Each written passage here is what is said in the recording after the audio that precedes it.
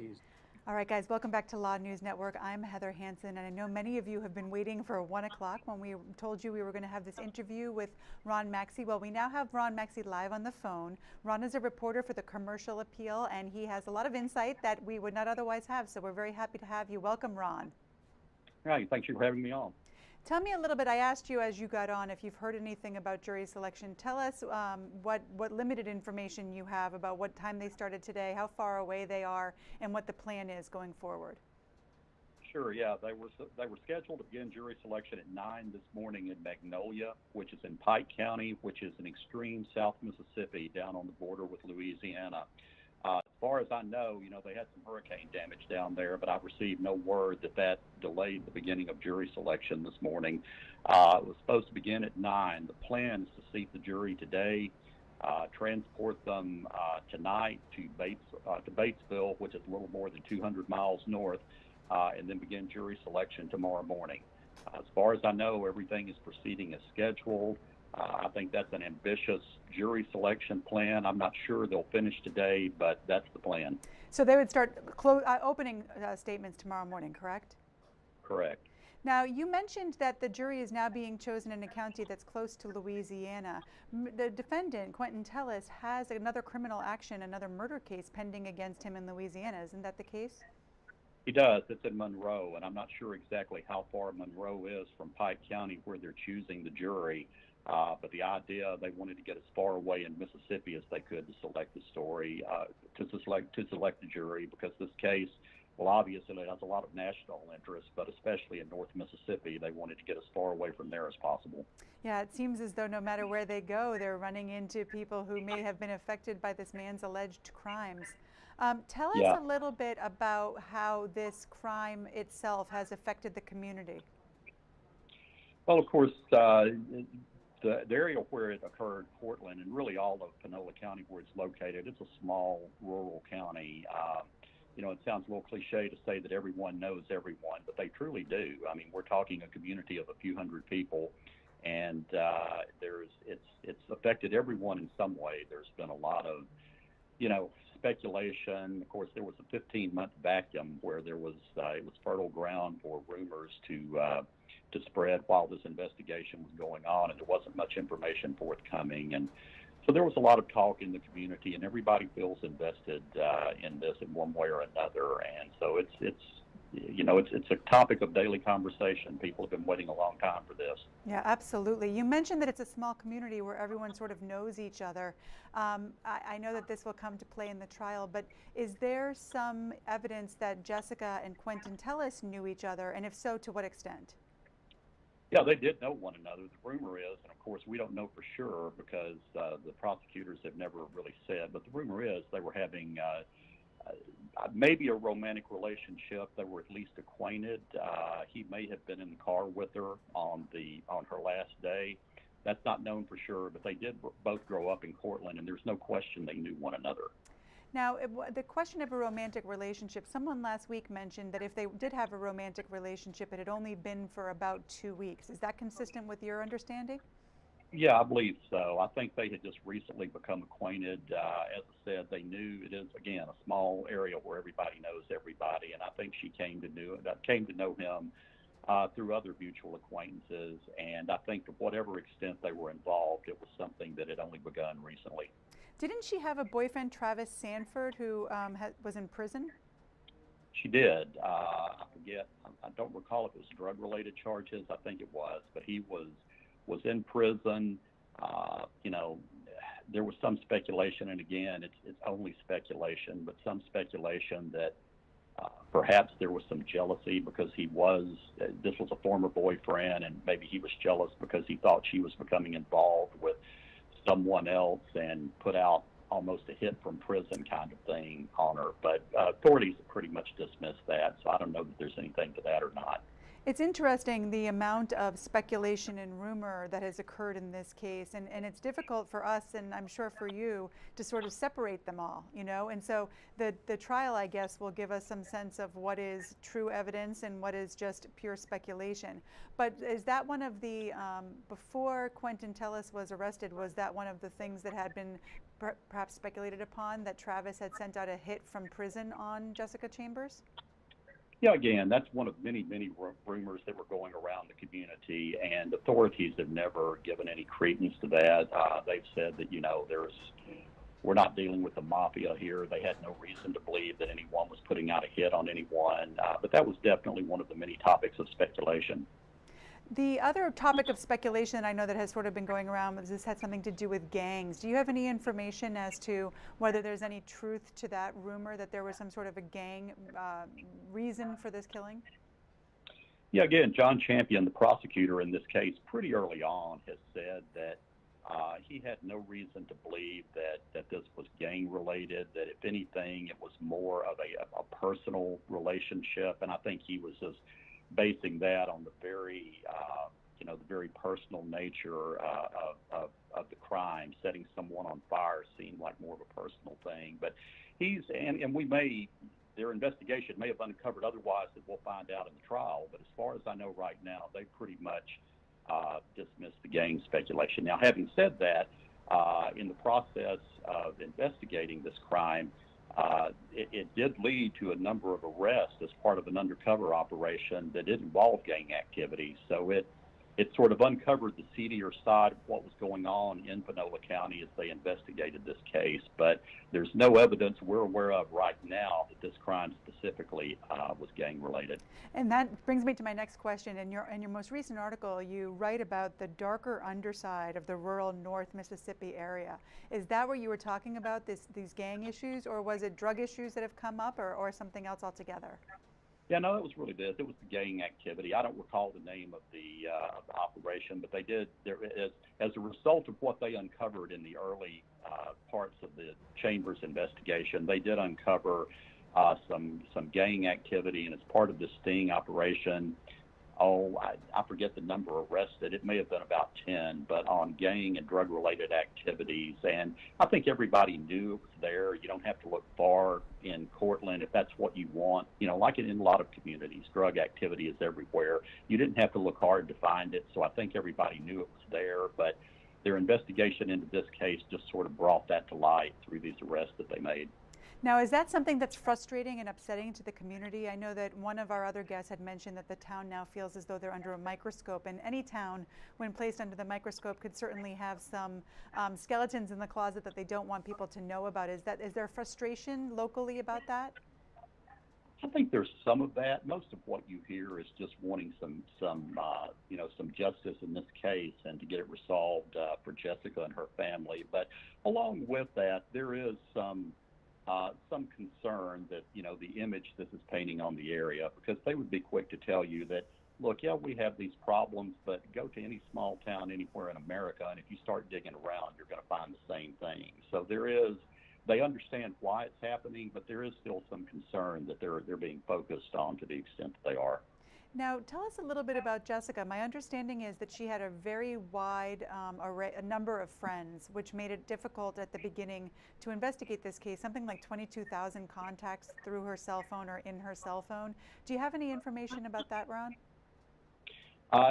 Just as you say, it was a very wide circulation. Jessica, by all accounts, when she was younger, was, much more introverted. But I think when she got to her senior year in high school, she became a cheerleader and was very popular. And she started circulating in a wide network of people, some older than her, who were already out of high school. And, it just sort of grew from there. And she did have a very wide, through social media and so forth, a wide network of contacts. I don't know how well she necessarily knew all of them. But she did have a lot of friends, a lot of acquaintances, and I think that's part of the reason this investigation took so long, because there were so many phone records and contacts to sort through, just because she knew and had contact with so many people. One of our viewers, Nellie, is asking about Jessica's family. Is her father in law enforcement? I guess that some people have been questioning whether that's the case. He works in the machine shop at the sheriff's department. So he does work for the sheriff's department, but he's not technically in law enforcement. Okay, and then Jessica's brother, did he pass away sometime around the time that Jessica died? He did. He died in a car wreck about a year before she died. Wow. And by all accounts, she was very close to him. And there's some speculation, that she was kind of lost, went kind of adrift when she lost this brother that she felt a special bond with. You know, how much of a factor that was in any of this, who knows? But yeah, she did have a brother who died about a year earlier. One of the questions that came up earlier today, and Sherry just asked it of you, we've seen some video of Jessica at a gas station on the night that she died, and it seems as though she's distracted and speaking to someone before she goes in to purchase her drink. Do you have any information as to who that person was that she was speaking to, or is that something that we're all just going to have to wait to come out of trial? No, that's the million-dollar question. People have been wondering about that since that video surfaced, which was pretty early in the investigation. As you say, this is some security cam footage at the gas station, which is really the only store in town. So everybody in town, if you were going to get gas or buy anything at a convenience store, that's where you went. And so this was one of the last places she was seen, I think at about 6 that evening when she died. And on the camera, you can see her as she's walking in to pay. She turns and waves at someone in the parking lot. We have no idea who that was, whether it's anybody who had any connection to this case. That may come out in the trial, but as of right now, we really don't know who. It may have been entirely innocent. It may have had nothing to do with this, but we don't know. Another question that Cookie asked, killer got the gasoline. And it's my understanding that it was gasoline and not lighter fluid that was used to set the fire that killed Jessica. Do we have any information as to where that gasoline was purchased and perhaps whether that leads back to Quentin Tellis? Yeah, it was gasoline, but as far as where it was purchased and whether it in any way leads back to him, again, that's all part of the investigation that they have been very tight-lipped about. So that may come out at trial, but there's no indication right now where it came from. Another question that I thought was really interesting from Sarah Joy this morning is she asked whether there's been any civil suits as a result of this case. Has Jessica's family sued anyone as a result of their daughter's murder? Not right now, as far as I know, and I've checked court records regularly just in case something was going on I had not heard about and I have not seen anything. I think the hope and the desire is that they will get resolution from whomever was involved in this trial. If they're not satisfied with the outcome, who knows what may happen then, but I'm not aware of any civil actions right now. The fact that she was so close to her brother and he had died in a car accident of late, right about a year before this incident, has anyone told you anything about whether that changed Jessica's personality, whether that made her more or less outgoing, more or less social, or perhaps interacting with different types of people that she had been interacting with before? There has been some talk among her friends that, as I said earlier, she seemed to be adrift after she lost him because she did, I think, spend a lot of time with him. She did begin associating, and I don't know that it was directly tied to that, exactly what the timeline was. It may have begun actually before he died, but she had begun, connecting with some people that her family didn't necessarily care for. They may have been people she had already been communicating with, and they just weren't aware of it. But it came to their attention that there were a wider circle of people that she was coming into contact with that seemed to happen about the time her brother passed away and shortly thereafter. And was she living with her parents at the time of her death?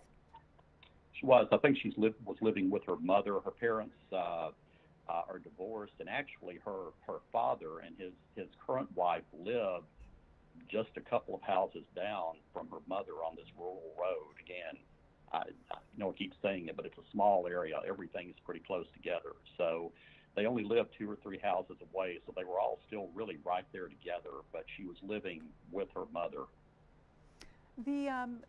John Champion, the DA in this case, has indicated that he doesn't intend to pursue the death penalty. Ron, do you have any idea as to how that decision was made, what impacted that decision, and how the community feels about it? This is Caper's question.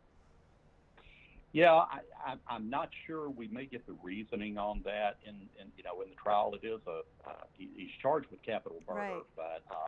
But the indication is they won't seek the death penalty. As far as I know, that is still the case.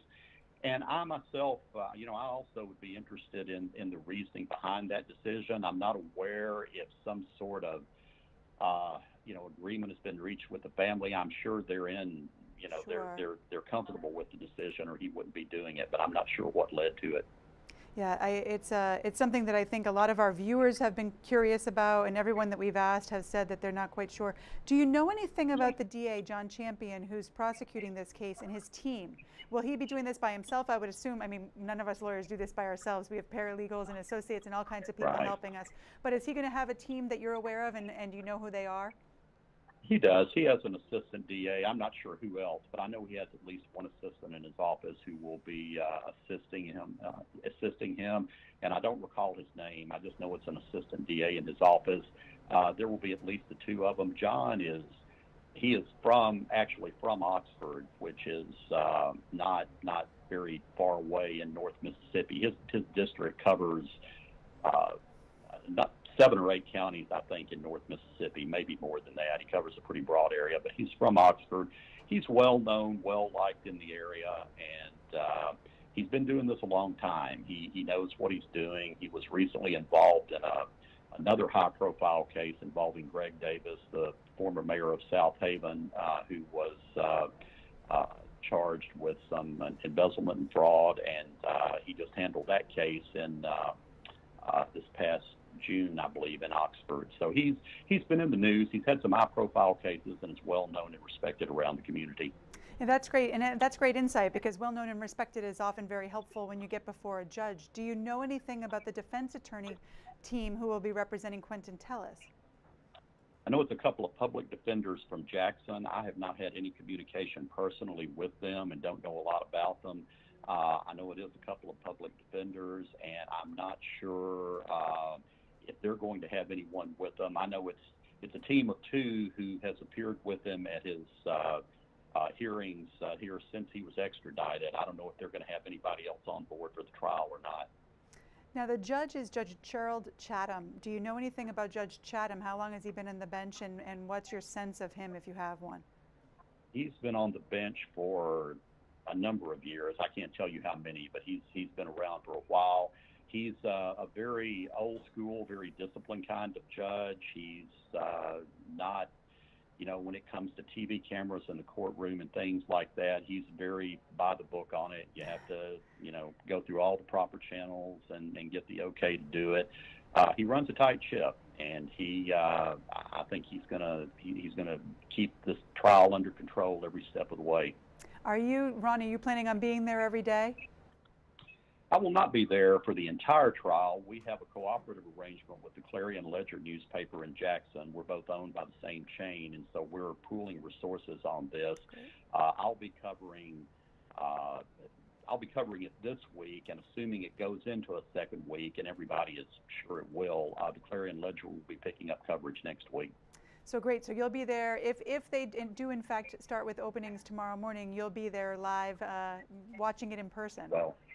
Well, let me back up. The Clarion Ledger will have somebody there for opening day tomorrow, and then I'm covering it the rest of the week. I'll be there Wednesday, Thursday, Friday, and if we go into Saturday, probably on Saturday. Well, and that's another thing that's come up. Because they're sequestered, I understand that the judge is hoping to hold court on Saturday as well. Isn't that right?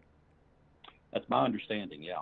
Now, do you get a sense from the community there whether or not there'll be a lot of community members attending the trial? I know that it's getting a lot of media attention, but I'm wondering if there's going to be a full courtroom of people who are interested in seeing justice for Jessica. Oh, I'm sure there will. I expect the courtroom to be packed every day.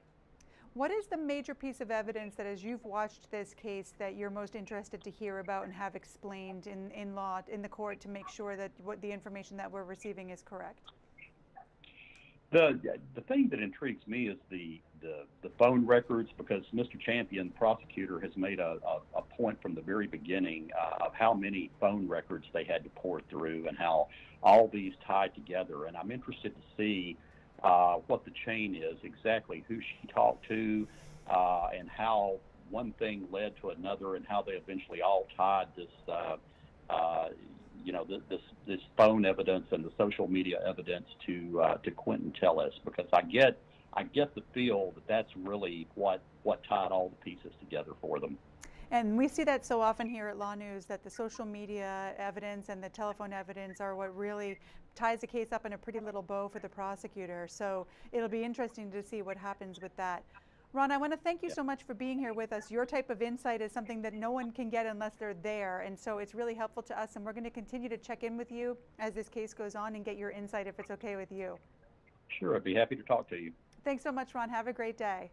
Thank you. You too. Bye-bye.